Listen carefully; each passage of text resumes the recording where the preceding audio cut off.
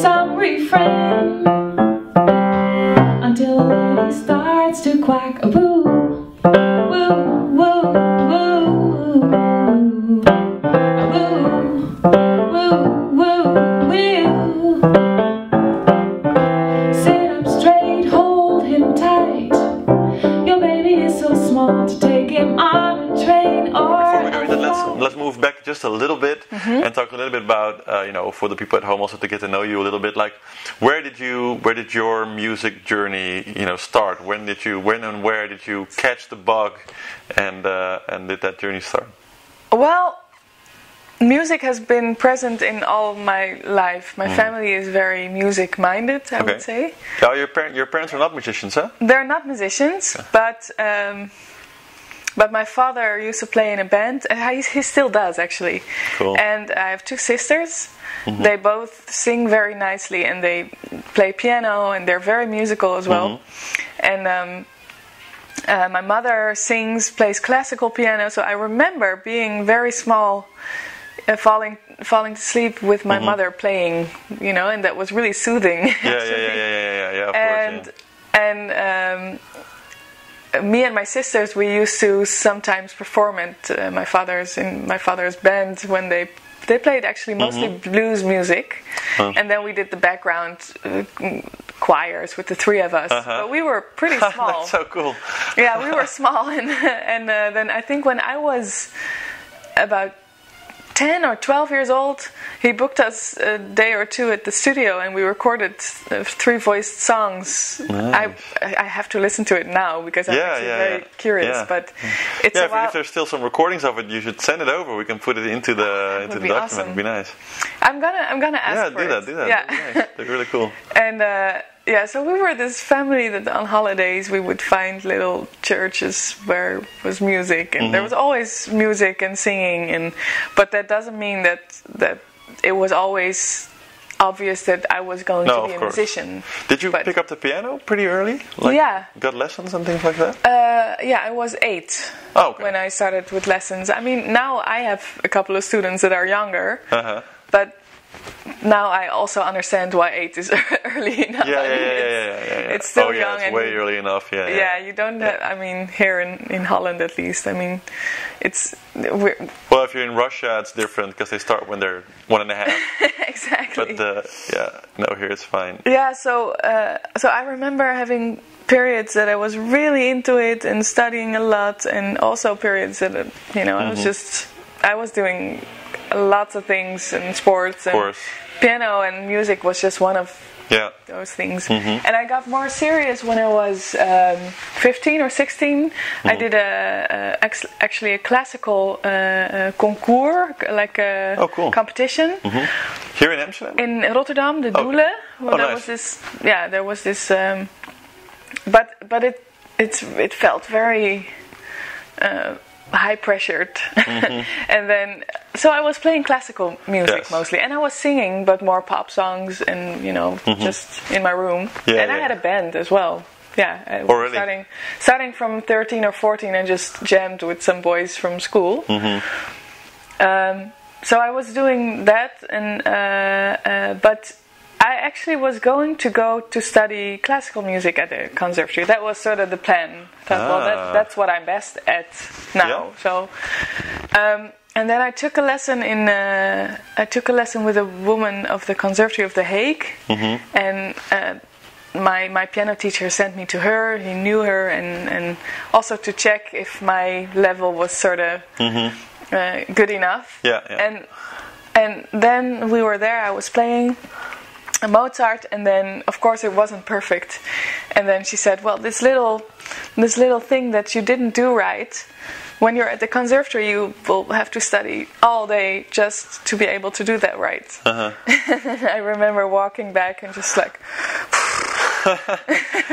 if that's going to be, it just doesn't fit me. And also, I mean, this competition that I was talking about, I didn't win it. I wasn't the best. If you play classical music, you have to be the best. I would say, I'm not sure, but. Well, I think you can, we could have a really interesting discussion about that. Yeah. Because it's an interesting, actually really interesting point. Topic, like that sentence, that would be very interesting. Like to do a whole talk just about that. True. Would And be interesting. who am I? I mean, I have no clue, but it felt like too much pressure Yeah, I for know me. what feeling you. And I felt like, well, I think I'm someone who needs a bit more freedom to. To express and find my way, and so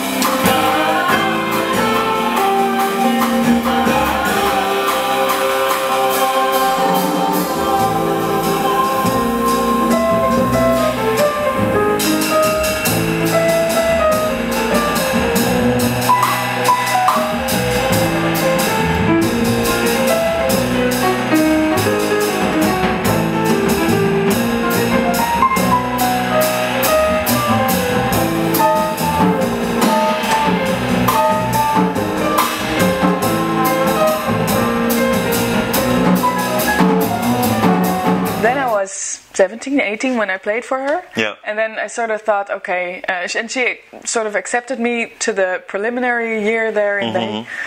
But then I thought, wow, I don't think this is for me.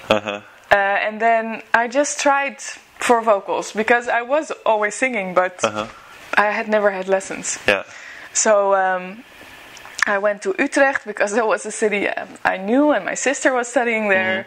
And I just did auditions, and then I got accepted to the also preliminary year there. And just went for it. But that's kind of how it went, and it could have gone different ways as well. Was that also because you were playing classical? Was that like easy and supportive, like with your parents and family? Were they like shocked that they're classically because daughter was going to do something else all of a sudden, or was that totally okay? No, well, it wasn't easy for them that I went to the conservatory. No, was it because I could do other things as well, and I was quite a good student. I could have done other things. So that was a little battle, but it didn't take that long. Okay. I think it's over now. I'm sure it is. But it's.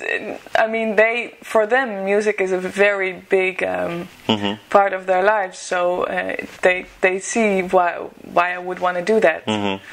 But of course, being a parent, you worry. I can actually completely understand what they're coming from. Yes. Being a new mommy. Being a mom, it's. I think I would not advise my son to come to the conservatory. Was there one moment for you where you really made the choice, where you really made that decision of saying, well, I can do other things, maybe pursue law or geographics or any other subject, where you said, no, it's gonna be music. I'm gonna go for this. Well, that was pretty late because. When I was accepted for this first year, it wasn't the first year yet. It was preliminary. So I figured, well, why don't I also combine it with 1 year at university? And then I thought, which one? Because I liked a lot of things. I liked mathematics, but also English. And so I thought, well, English, it's kind of close to singing. So that makes sense. And so... when I paid the money to the college money, and but then I got to do so many subjects at this first year already because they just allowed me to, and I loved it so much, the possibility to be surrounded with music 24/7. So in this first week I thought, well, I have to just go for it, and it was sort of.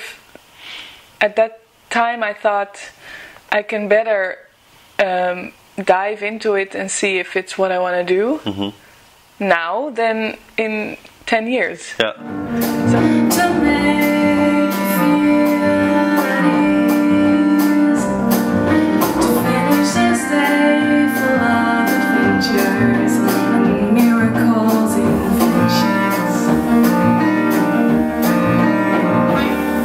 I'll sing this to you, so you make me speak.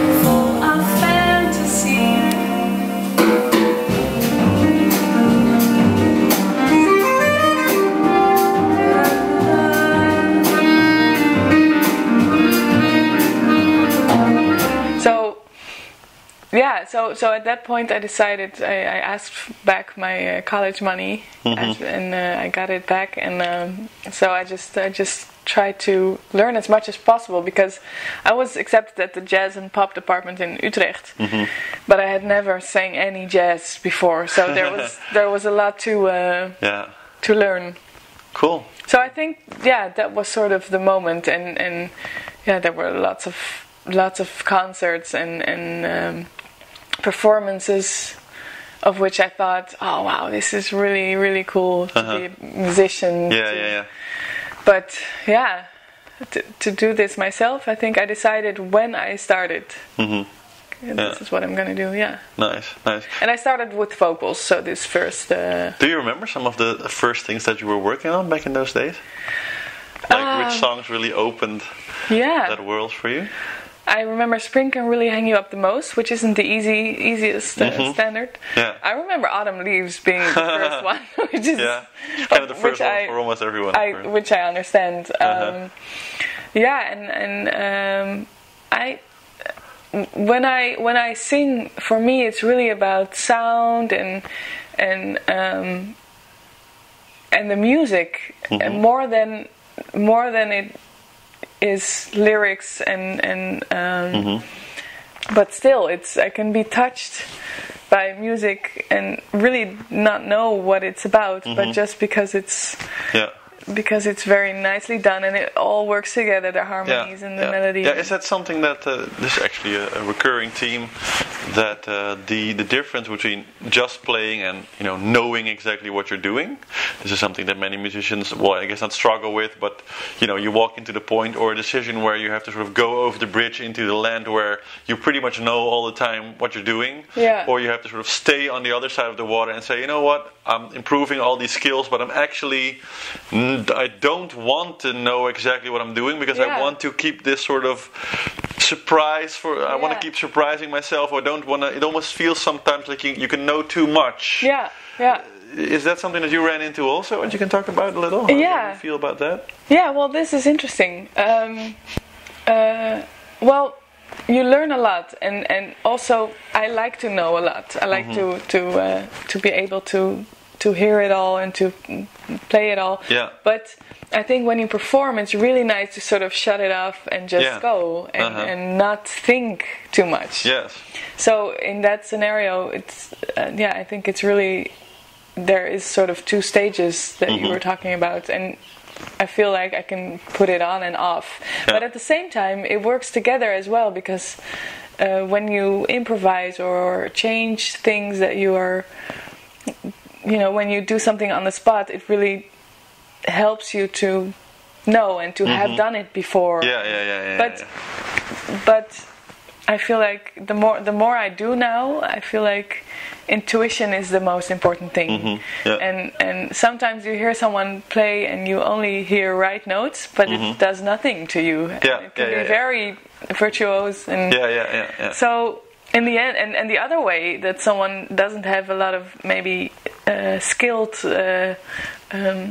possibilities, and still it can touch you like crazy. So that's part of the magic of music in some way.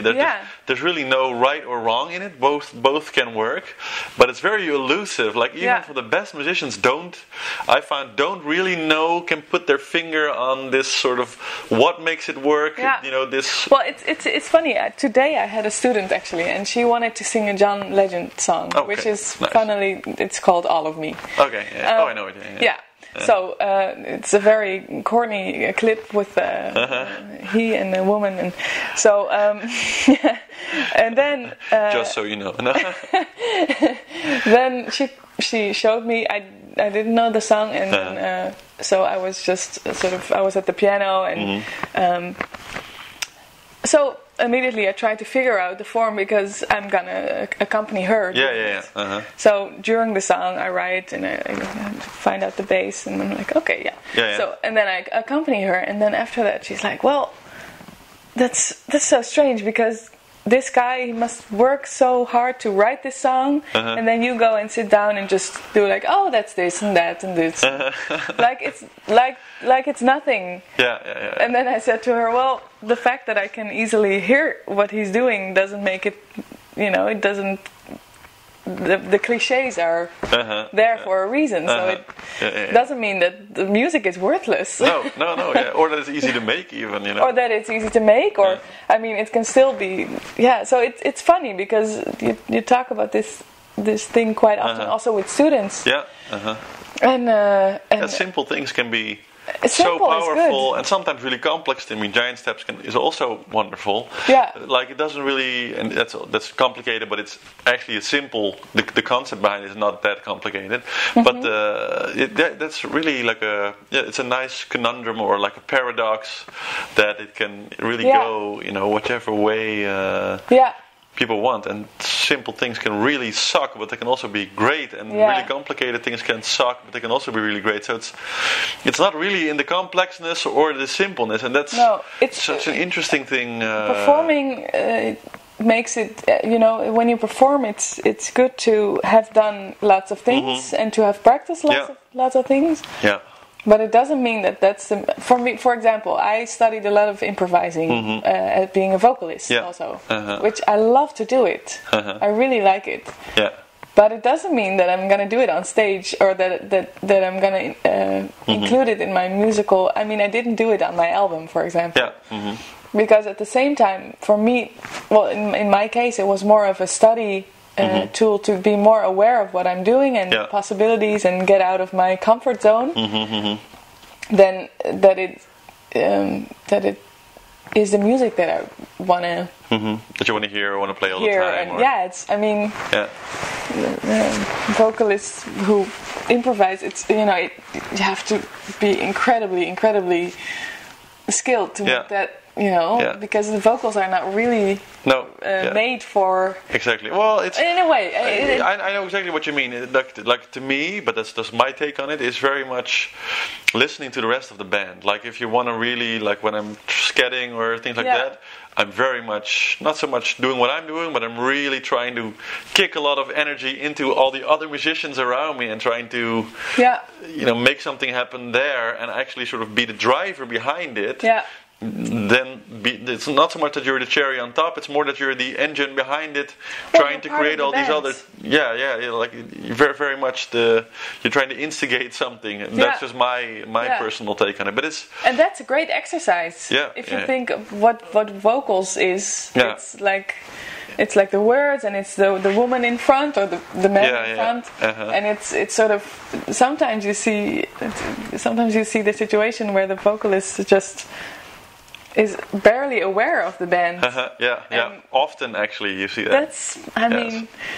That's interesting, and then improvising and really we actually have because we're doing the sessions, of course, now for a long time, and at some point actually wrote an article. It's on zerotojazz.com. You can find it's called the Zero to Jazz Guide to Vocal Sessions, and it's really like 10 steps for vocalists to actually figure out like how to prepare a song, what to bring to a session, because many people show up. I want to do this song, and then maybe they learn the words. Of course, sometimes they haven't even learned the words, but they don't bring any music, and they're like, and they don't know in what key they sing it, and there's all these things that when they go home really disappointed, like, Florian-James didn't let me sing it. Like, no, I'm happy to let people sing, but come least prepared. bring and in this stuff. Way, the vocalist is sort of fervent. Yes, because they don't have to know anything to be able to do it sometimes. Exactly. I mean, I got accepted and having no lessons, which says it all. So if you sort of have something else, you can do it. But of course, I find it very interesting because I've done both subjects at Conservatory, and it made me more and more aware of this thing. And of course, I got to play with a lot of vocalists as well, and I was in this situation a lot that I had to tell someone this is not a good sheet, or this I really cannot read, and then I explain why it's difficult, and that even how to write a nice sheet for a musician that's easy to read and know G sharp key, for example, and why that is, that kind of things, or just messing up all the flats and the sharps. It's just so difficult to read, of course. But then, so the thing is that if you prepare yourself well, you save time in the rehearsal, which is and in session situations. And in a session, you know, you're helping the band. Like half the time, especially with sessions, you know, you're in the band and people come up like, can we do this? And maybe we all know that, but can we do it in this key or and then my band is astute enough to be able to just do it.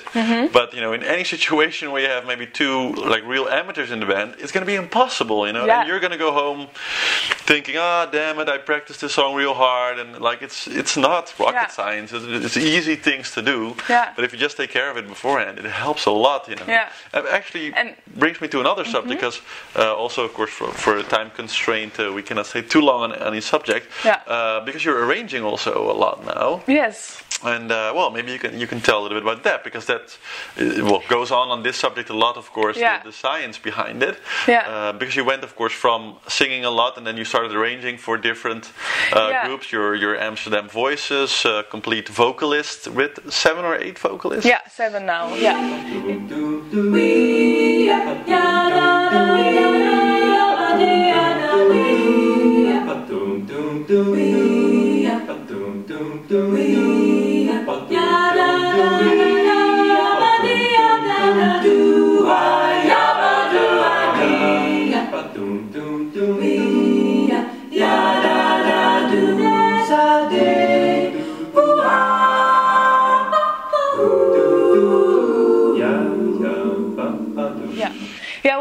This arranging, of course, it's very close to writing or composing, which almost every musician likes to do, which is very close to improvising, which is composing at the spot. It's very slow improvising. Yeah, exactly. I started vocals at Utrecht. Then I did a year later. I combined it with piano. And I'm telling this because that already got me closer to arranging. Then I transferred to the Conservatory of Amsterdam.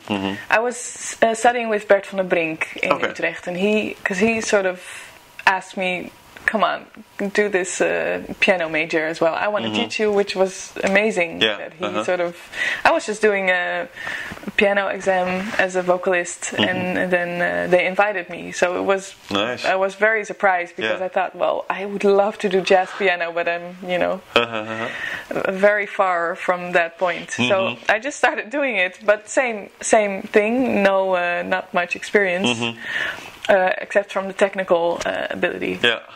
Then I went to Amsterdam, and then in Amsterdam there were a lot of possibilities. I think it's a really nice school, and they offer you quite a broad spectrum. So there's choir, which is pretty intensively, a big band as a vocalist, and then I was singing some of the arrangements, and I didn't like them so much.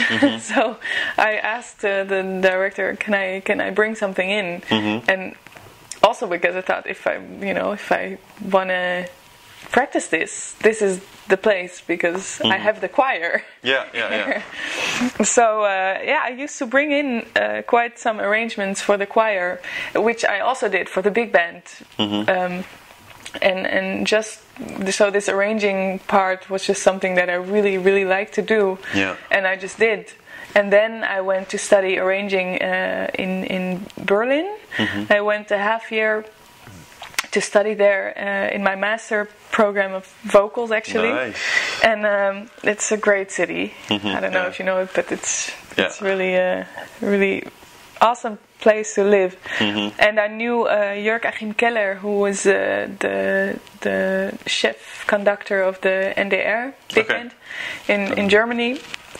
And he sometimes is conducting the Metropole Orchestra as well. So I met him there. Nice. And then actually Martijn Vink, he said to me, you should go to this guy.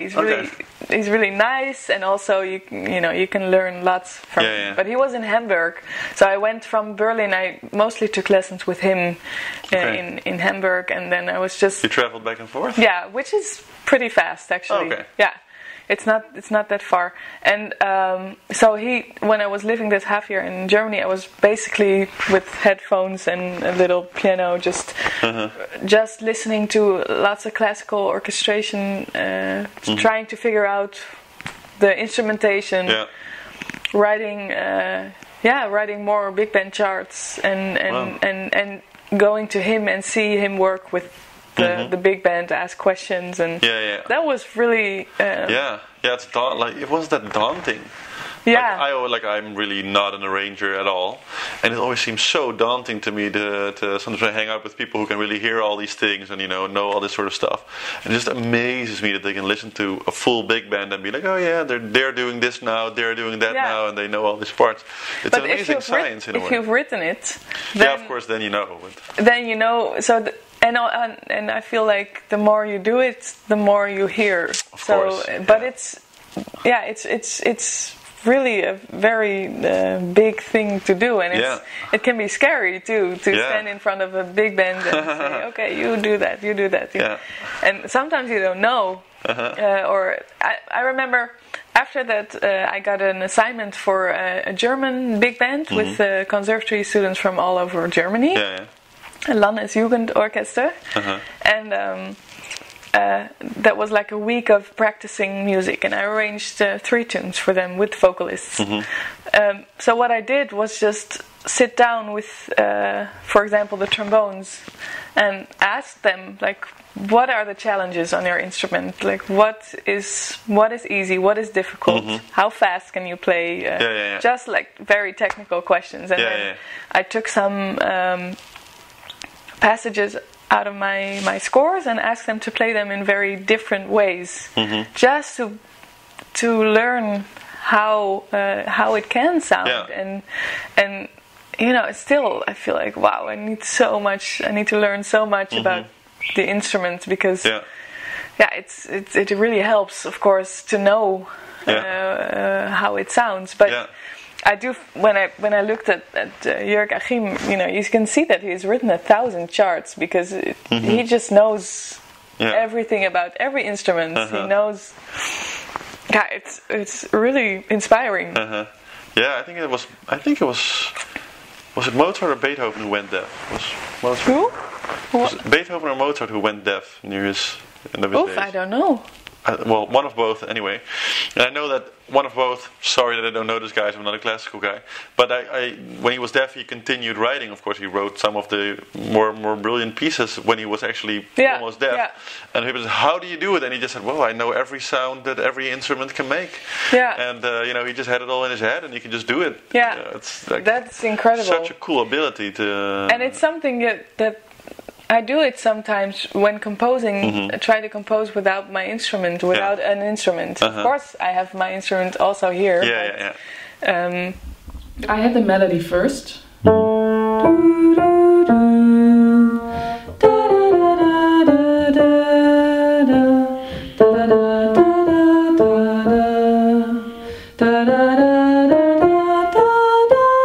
That was a melody. And then I just went and found a bass line. Thought, well, this is the key, and I can stay there.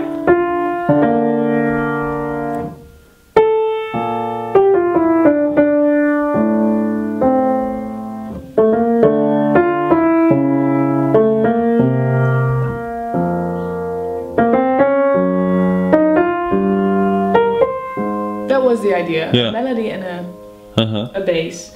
And then actually you only need one more note to fill it in, which is...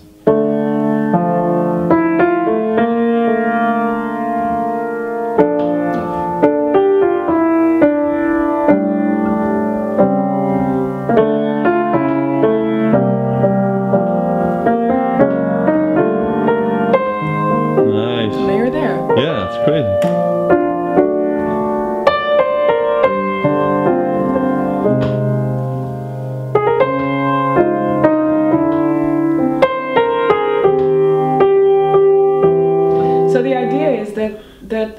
A composition is not only an opeenvolging, sequence of chords and a melody, but that it's actually the harmony sort of comes from the different melodies that you play. So every line sort of has a direction. I really like that. Very polyphonically thought. And to develop this, it's very helpful to sing a lot of bass lines of the pieces that you're playing. Yeah, true. So if you play this.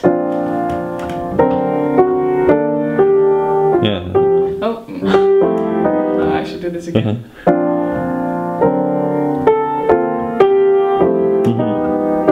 So then, of course, it's great to not only hear the melody but also hear the bass line, and then you're almost there. Yeah. So when I arrange, it's also the same thing. I want the melody. I want.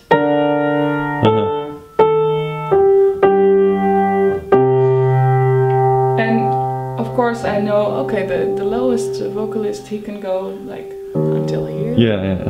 I know, of course, everyone's quality region. Yeah.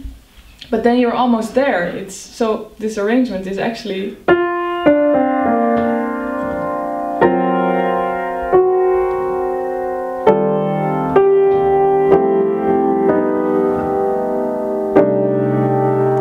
that's how it starts. And because I'm just thinking of this arrangement that I did for the New Amsterdam Voices, and it all starts with combining the melody, the bass, and filling in. And also, you develop this by really singing all the lines. And to listening to what your fellow musicians are playing. So it's very useful to have a piano. I always like if you're vocalist, you have get to have a piano because that's unmistakable advantage if you have that. But is there, because now of course you've evolved much further, towards the professional musician that you are. Is there sort of a philosophy behind your daily practice now, where of course you're writing, you're doing various things, but are there certain, themes or things that you're really using now, or that you're really find back in your practice throughout the whole time that have been, great for you to develop and that still help you every day to keep you on your level? Well, first of all, I wish I had more time to practice. That's something that's... We all wish we had more time to practice. So I would be lying if I said that now every day I can practice a couple of hours. That would be a great luxury. So now, I'm trying to get a sitter sometimes and do it, but of course, there's a lot of other work. So arranging, writing work, and teaching and performing. So now when I practice, it's very practical. It's for this song that I have to write, or for this concert that I'm going to play, or the songs that I need to sing. But what throughout all these years has helped me most is listen to music, and if I listen to a certain musician, then I immediately pick up things that it's just it's just very inspiring, and it sounds really easy, but I remember that there were times that I sort of forgot to listen. I was so caught up in learning, getting better, and then I like there was no space left. So there were times at the conservatory that I felt, wow, when I wasn't studying at the conservatory, I listened way more to music, and so that helps me. And when I listen to good music, I immediately wanna do it, and I want to play. So it helps to get inspired. I think so. It's just an open door. It's an open door, but but a good one. Just listen a lot and keep inspired. Listen and also keep an open mind to Have you tried a lot of different styles? You've made some steps out to flamenco, for example? Yeah, exactly. How did that happen? Well, at the conservatory again, which offered free subjects. So I went to Erik Morel. He's a fantastic flamenco guitar player.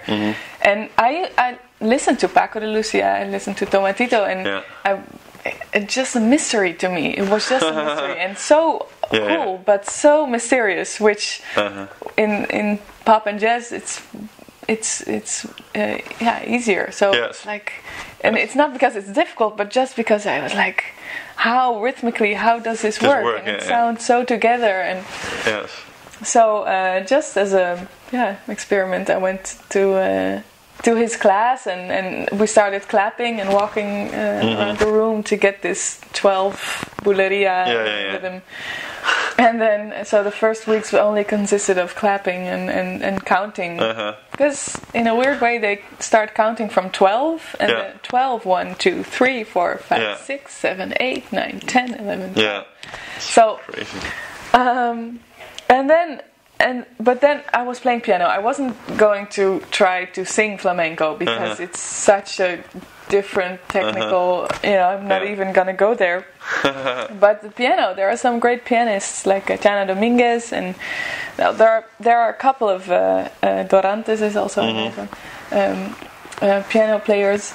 And what I heard is that I could hear the guitar in the piano, which is it makes sense because they're mostly guitar players playing their music. So that gives very interesting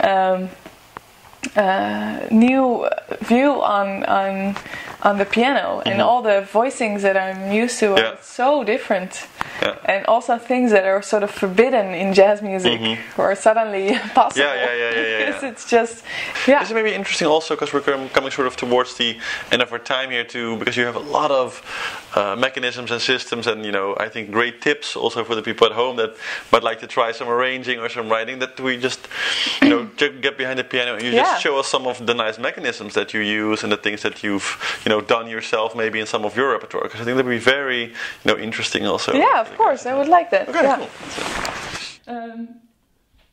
Now, what maybe is nice to tell is that as soon as I wrote more music, I got to love the fifth, the interval, the fifth. Yes. Because when it's lower in the register and you play a 1 and a 7th, that we are used to play 1, 7, 3, and then a color, for example. Yeah. This is nice and it works, but when it's low, it sounds a bit woolen or dark. Yeah. So then a fifth actually really is way easier, fifth, and then here the important chord tones and here the color maybe. So when you have, for example, 2 trombones playing a fifth, it works better in the very low register region than a 1 and a 7. So I use that with the vocals as well. So the 2 men in the New Amsterdam Voices, they can agree that they sing a lot of fifths together. And then I started using that in my own songs as well. So I got actually a couple of tunes on the album that have lots of fifths. For example, Sadie.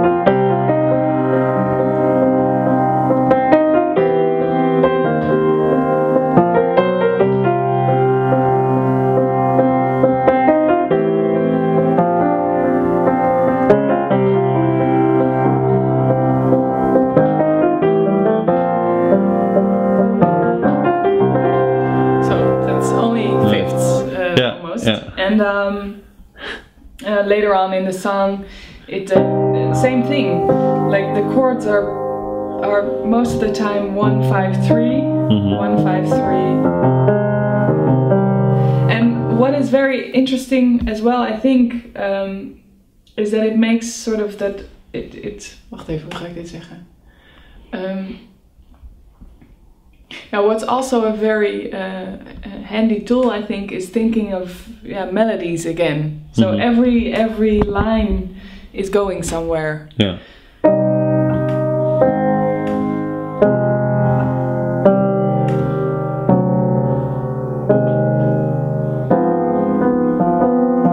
Sadie, little girl, you will always be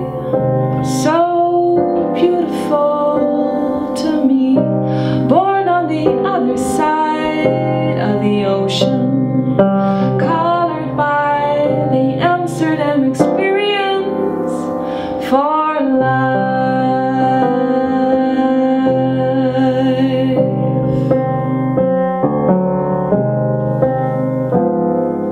So here you hear.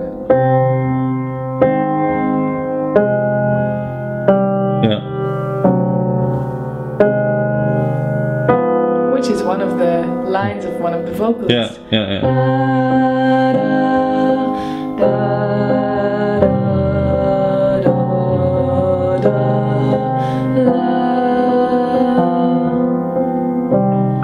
And then maybe another tip, but I'm just learning it now, is that sometimes really ugly chords are really pretty.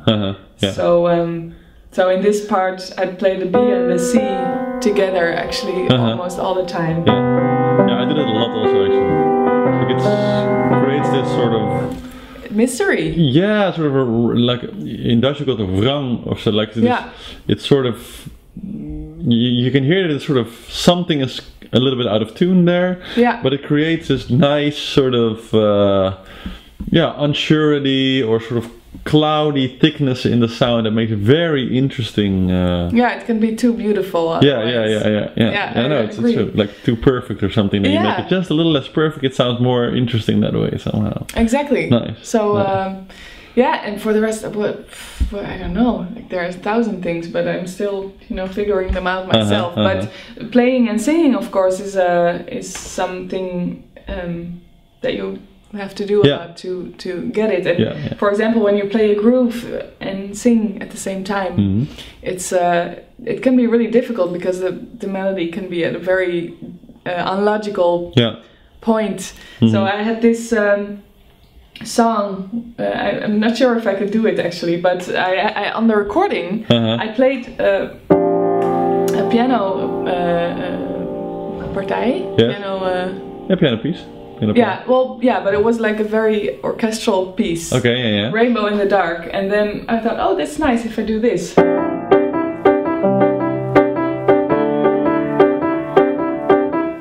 It's in 15.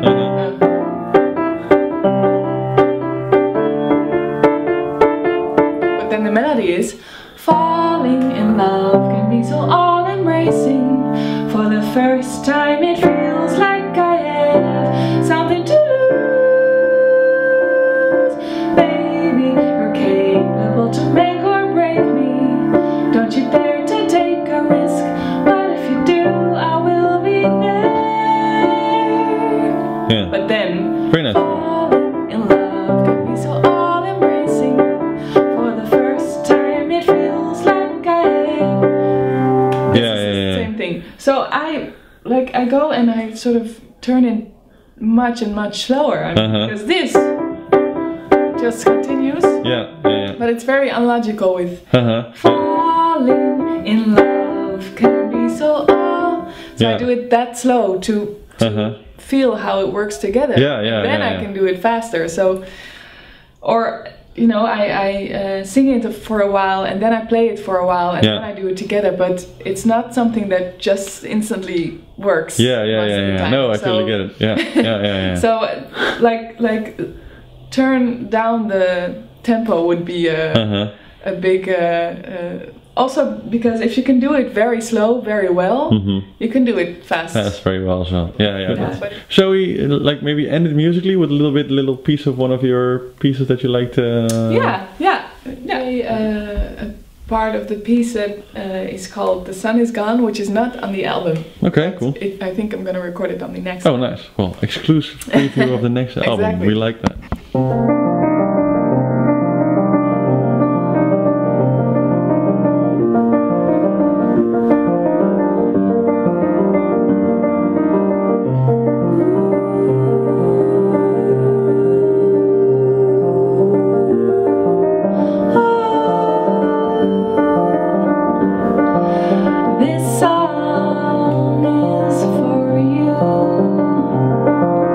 Only for you this love.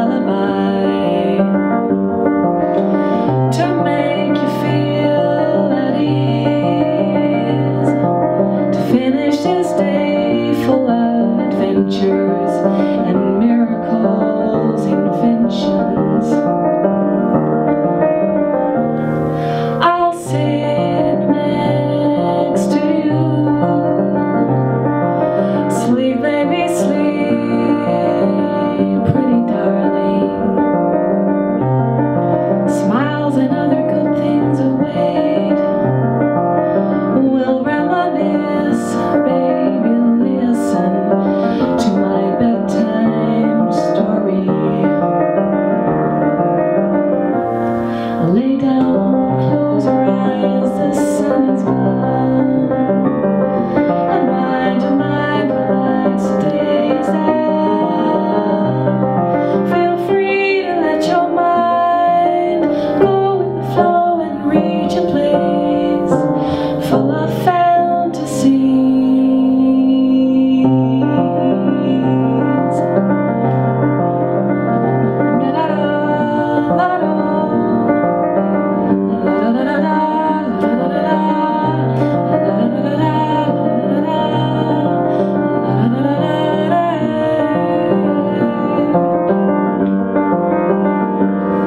Lay down, close your eyes, the sun is gone. Unwind your mind, relax, the day is done. Feel free to let your mind go with the flow.